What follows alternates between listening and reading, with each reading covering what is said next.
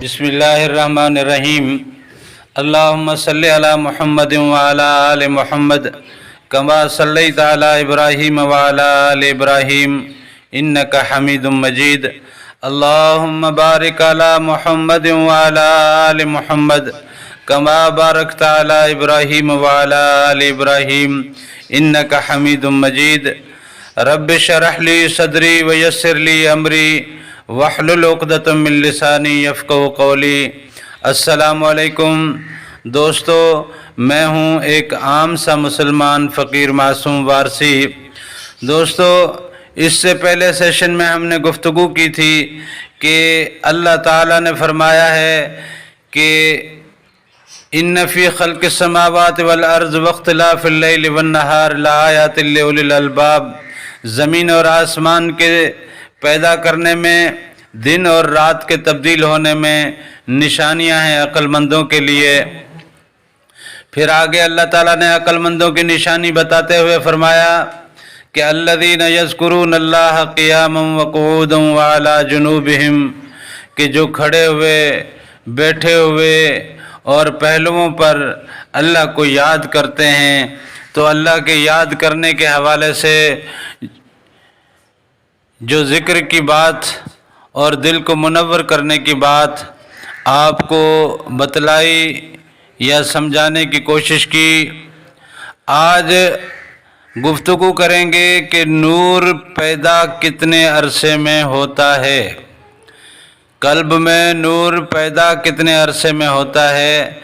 नूर पैदा करना लाजमी है, वो इसलिए कि अल्लाह ताला ने भी अक्लमंदों की निशानी यही बताई कि जो याद करते हैं, जो ज़िक्र करते हैं, तो ज़िक्र करने की और अपने दिल में नूर पैदा करने की बहुत बड़ी अहमियत है। इसलिए भी कि ईमान के हवाले से भी बताया गया कि इक़रारुम बिल लिसान व तस्दीकुम बिल क़ल्ब। जिस बात का हम ज़बान से इकरार करते हैं, कल्ब भी उस बात की गवाही दे। अगर हम ज़बान से अल्लाह कहते हैं तो हमारा दिल भी अल्लाह अल्लाह कहे। तो इसके लिए लाजिम है कि हम दिल को अल्लाह अल्लाह सिखाएं और अल्लाह का नूर अपने दिलों में पैदा करें। तो अब बात यह है कि ये नूर पैदा होता कितने दिनों में है, इसमें अरसा कितना लगता है। असल में ये कोई दुनियावी दरसगाह तो है नहीं कि जिसमें 5 महीने, 6 महीने, या साल का या 4 साल का कोई डिप्लोमा हो।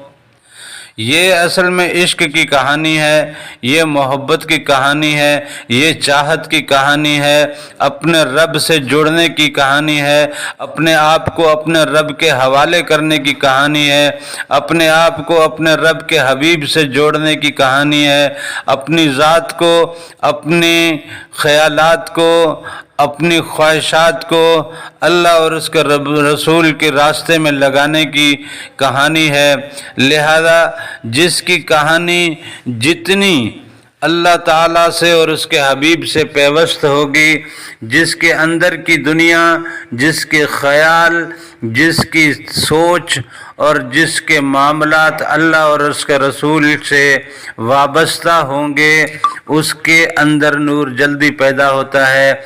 ज़िक्र के दौरान जब आप बैठते हैं, ज़िक्र का भी तरीका आपको बताया था कि 2 रकात नफिल हुजूर नबी करीम सल्लल्लाहु अलैहि वसल्लम की खातिर और 2 रकात नफिल अपने पीर व मुर्शिद और उस्ताद की खातिर, और फिर उसके बाद ज़िक्र में बैठना है तो 21 मरतबा दुरूद शरीफ पढ़ के आपने तसव्वुर में, हम वारसी सिलसिले वाले तो तसव्वुर में हज़रत वारिस पाक सरकार रहमतुल्लाह अलैह की तस्वीर को अपने सोचों में लाते हैं, अपनी आँखों के सामने लाते हैं। यहाँ तक कि कुछ बुज़ुर्ग तो कहते हैं कि अगर आप तसव्वुर नहीं बिठा सकते तो भले आप तस्वीर भी सामने रख सकते हैं। तस्वीर सामने रखने से आपके तसव्वुर में वारिस पाक آئیں گے اور ان آپ کے تصور میں وارث پاک کے شبیہ جو ہے، ان کی شکل مبارک جو ہے، ان کا چہرہ مبارک جو ہے وہ آپ کے تصور میں، آپ کے خیالوں میں راسخ ہو جائے گا۔ لہذا یہ تصویر رکھنے کی بھی کچھ بزرگ اجازت دیتے ہیں، لیکن ہمارے بابا سرکار نے فرمایا، بابا منظور نے فرمایا کہ آپ تصویر بھلے نہ رکھیں، آپ صرف اپنی سوچوں میں وارث پاک کی ایک تصویر اپنے سوچوں میں بٹھائیں، اپنے خیالوں میں لائیں، اور خیالوں میں وارث پاک کی تصویر کو لا کے آپ ذکر شروع کریں۔ اصل میں وارث پاک کی تصویر بتانے کی وجہ یہ ہے کہ ہم اس سلسلے سے ہیں، تو اس سے یہ ہے کہ ہم سلسلے سے مضبوطی سے جڑیں گے تو ہمارا جڑنا ہمارے مرشد تک پہنچے گا، اور مرشد کی پہلے سے رسائی اللہ اور اس کے حبیب کے ہاں ہے۔ ان کی زندگی کا وتیرہ رہا، انہوں نے تو 7 دن کے بعد بھی کبھی کچھ تھوڑا سا کھایا، کبھی نہ کھایا۔ ان کی زندگی کا رزق تو اللہ کے ذکر میں تھا۔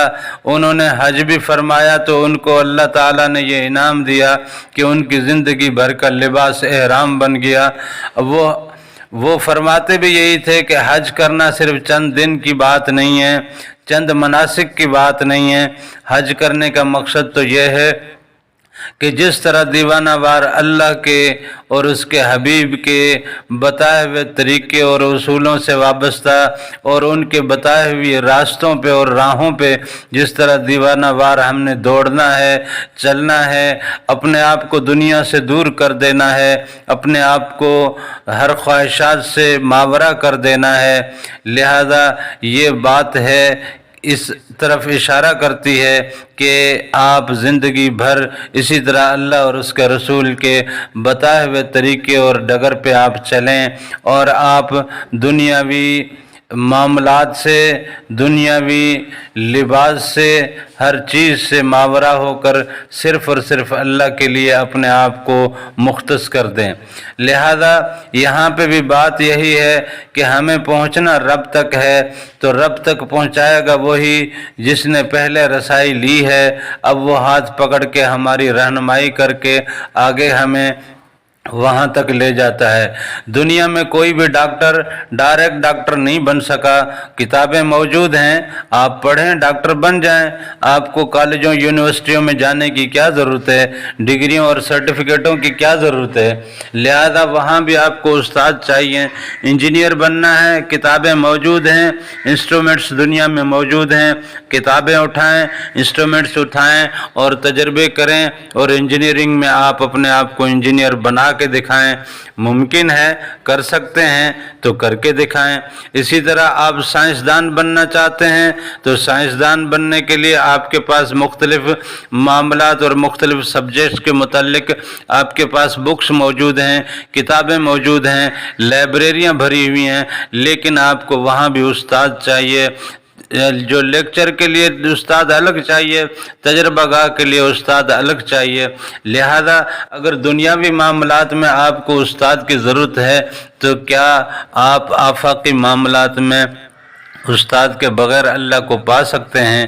اگر پا سکتے ہیں تو پا لیں، بہت اچھی بات ہے، نہیں تو اللہ تعالیٰ نے پیغمبر کیوں بھیجے تھے؟ صاف ظاہر ہے، حضور نبی کریم صلی اللہ علیہ وسلم نے فرمایا انا بعثت معلما، میں معلم بنا کے بھیجا گیا ہوں، میں استاد بنا کے بھیجا گیا ہوں۔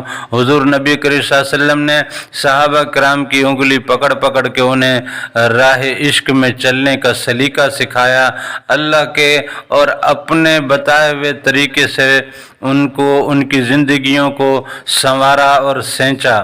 لہذا آج ہمارے سامنے حضور نبی کریم صلی اللہ علیہ وسلم کی ہستی موجود نہیں ہے۔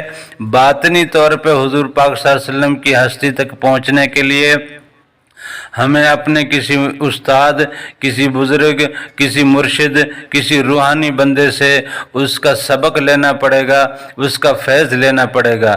لہذا یہاں ذکر میں بھی اسی طریقے سے ہم پہلے اپنے استاد کو اور اس کے تصور کو اپنی سوچوں میں لائیں گے، پھر ہم ذکر میں بیٹھیں گے، یہاں سے ذکر کی طاقتیں شروع ہوتی ہیں۔ اب معاملہ پھر وہی ہے کہ ہمارا عشق کتنا ہے، ہمارا شوق کتنا ہے، ہماری رغبت کتنی ہے، ہمارے اندر میں وہ درد کتنا ہے، ہمارے اندر میں وہ تڑپ کتنی ہے۔ ہمیں کسی دنیاوی محبوب کو پانا ہوتا ہے تو اس کے لیے ہم دنیا جہان کی محنتیں، مشقتیں، معاملات کو پتہ نہیں کہاں کہاں سے کڑیاں جوڑنے ملانے کی کوشش کرتے ہیں، اور اگر نہیں جڑ رہی ہوتی ہیں تو ہم کڑیاں کاٹنا شروع کر دیتے ہیں کہ دنیاوی محبوب کو پا سکیں۔ اس کے لیے ہمیں اپنا گھر اجاڑنا پڑے، خاندان، قوم، قبیلے کا کوئی پاس نہیں رہتا، اور بالکل ہر چیز سے ماورا ہو کے دنیاوی محبوب کے لیے ہم تڑپ تڑپ کے اس کو پانے کی ہر ممکن کوشش کر رہے ہوتے ہیں۔ تو کیا اللہ آپ کا محبوب نہیں ہے؟ کیا اللہ نے آپ کو محبوب نہیں بنایا؟ کیا اس کا حبیب آپ کا محبوب نہیں ہے؟ کیا اس کے حبیب نے آپ کو اپنا محبوب نہیں بنایا؟ جب اللہ نے بھی آپ کو اپنا حبیب بنایا، محبوب بنایا، اس کے حبیب نے بھی آپ کو اپنا محبوب بنایا، تو آپ پہ بھی لازم ہے کہ آپ بھی اللہ کو اور اس کے حبیب کو اپنا محبوب بنائیں۔ اور جب محبوب کی بات ہے تو اللہ نے اپنی پوری کائنات تم پہ نچھاور کر دی، تو تم اپنے اندر کی تڑپ کتنی نچھاور کرتے ہو؟ تم اپنے اندر کی تڑپ نچھاور کرو اور ذکر میں بیٹھو، پھر آپ دیکھو آپ کے اندر نور کتنا جلدی پیدا ہوتا ہے، آپ کے قلب میں نور کتنا جلدی پیدا ہوتا ہے۔ لہذا ساری بات ہے آپ کے اندر کے عشق کی۔ خالی اللہ اللہ کہنا ثواب ضرور ہے، لیکن نور پیدا تب ہوگا جب آپ اپنے تصور میں اللہ کے اسم ذات کو لے آئیں، آپ اپنے تصور میں حضور نبی کریم صلی اللہ علیہ وسلم کو لے آئیں، یا پھر یہ ہے کہ آپ اپنے مرشد پاک کو اپنے تصور میں لائیں۔ اگر آپ لا سکتے ہیں اور لے آئیں، اور اس کے بعد آپ ذکر میں بیٹھتے ہیں اور پوری تڑپ کے ساتھ بیٹھتے ہیں، اپنے بستر اور کمر کے بیچ میں طلاق کرا کے بیٹھتے ہیں، نیند کو خیر آباد کہہ کے آپ بیٹھتے ہیں، اور رات کی اس تنہائی میں جب کائنات پوری آرام میں ہوتی ہے، جب دنیا پوری آرام میں ہوتی ہے، جب ہر طرف اندھیرا ہے، ہر بندہ اپنے اپنے گھروں میں، گرم کمروں میں، گرم لحافوں میں، یا گرمی کے موسم میں تو ٹھنڈے ایسیوں میں، یا کھلی فضاؤں اور چھتوں میں اپنے آرام میں مست ہوتا ہے، اور آپ اپنے رب اور اس کے حبیب کے عشق میں آپ اٹھتے ہیں، اپنی نیند کو ترک کرتے ہیں، مصلی پہ آتے ہیں، اس کے حبیب کے لیے آپ 2 رکعت نفل ادا کرتے ہیں، پھر اپنے مرشد کے لیے ان کے ایصال ثواب کہہ لیں، بلکہ حضور نبی کریم صلی اللہ علیہ وسلم کے حوالے سے اور مرشد کے حوالے سے ایصال ثواب ہم کیا پہنچا سکتے ہیں؟ ہماری اوقات کیا ہے؟ ہم تو صرف بلندی درجات اور ان کی عقیدت میں 2 رکعت نفل ادا کر سکتے ہیں، اور ان کی عقیدت اور محبت کی نیت سے اور ان کے درجات کی بلندی کی نیت سے۔ درجات تو ان کے ویسے بھی بلند ہیں، حضور نبی کریم صلی اللہ علیہ وسلم کے درجات کی بلندی کے لیے ہمارے نوافل بھی کیا نوافل ہیں، ہم کیا نوافل پڑھیں گے، اور کیا ہمارے نوافل ان کے درجات کی بلندی کا باعث بنیں گے؟ لہذا بس اپنے عشق کی سلامتی اور اپنے اندر کی تڑپ کے لیے حضور نبی کریم صلی اللہ علیہ وسلم کے عشق اور محبت میں 2 رکعت نفل ادا کیجئے، اپنے مرشد کی محبت اور عشق میں 2 رکعت نفل ادا کیجئے۔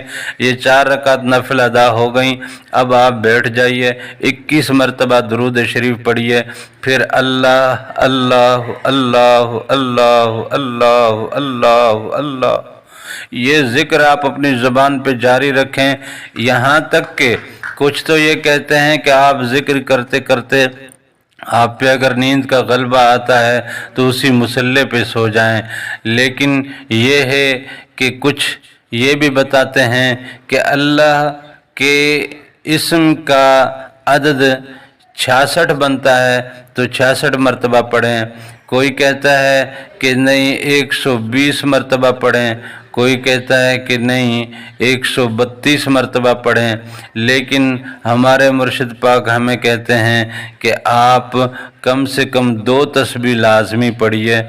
2 تسبیح سے زیادہ پڑھ سکتے ہیں تو پھر مستقل اتنی ہی پڑھیں گے، اگر نہیں تو 2 تسبیح لازماً آپ پڑھیے۔ اور اگر اس دوران آپ کو نیند آنے بھی لگے تو آپ اسی مصلی پہ آرام کیجئے، اسی پہ سو جائیے، لیکن اللہ اللہ اللہ اللہ کہتے کہتے سو جائیے۔ انشاءاللہ آپ کے اندر نور پیدا ہوگا، آپ کے دل میں نور پیدا ہوگا۔ اب یہ ہے کہ تڑپ کتنی ہے آپ کی، اگر تڑپ شدت کے ساتھ ہے تو پھر آپ کا مہینے 2 مہینے کے اندر بھی نور پیدا ہو سکتا ہے۔ اگر تڑپ میں کچھ کمی ہے تو اس طرح مدت بڑھ بھی سکتی ہے، لہذا مدت کو متعین نہیں کیا گیا، یہ متعین بھی نہیں کی جا سکتی، کیونکہ یہ معاملہ عشق کا ہے، یہ معاملہ تڑپ کا ہے، یہ معاملہ شوق کا ہے۔